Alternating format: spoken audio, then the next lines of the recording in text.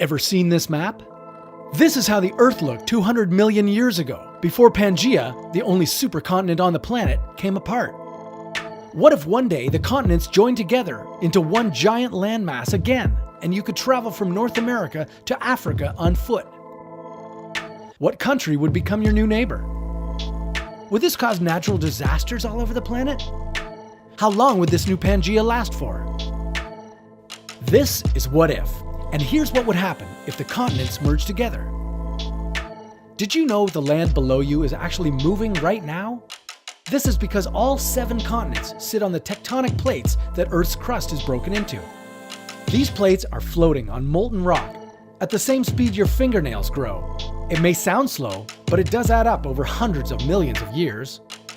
In the 4.5 billion year history of Earth, our continents have changed their appearance many times. Sometimes fusing together in crunching collisions, and sometimes breaking apart. Right now, they're slowly moving toward another collision. What if one day they suddenly sped up and smashed into a supercontinent again? Would you wake up to find yourself at the Mexican border? The world would look very different from what you're used to. If the plates collided in the direction they're moving now, the flight from Australia to Asia would never be cheaper.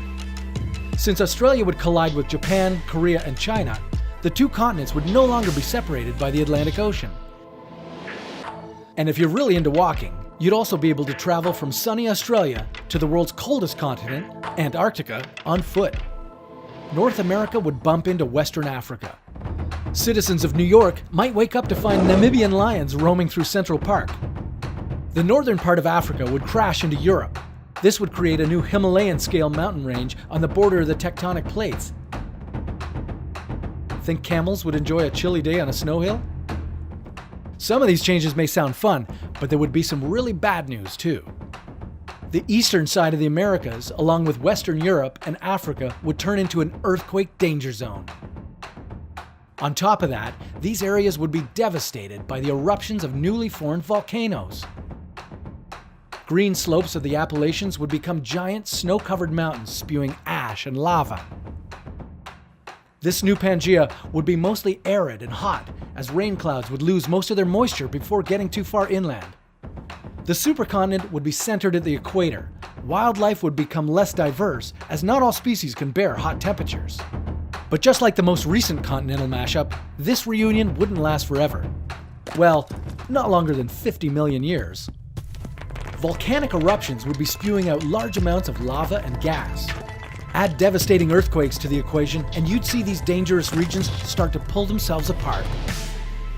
Stirred by hot currents below, the supercontinent would eventually break apart into smaller continents going their separate ways. If bordering Australia looks like a cool thing to you, bad luck, you won't see this happening anytime soon. But you can always imagine how the world would look if the giant continental pieces of the puzzle came together.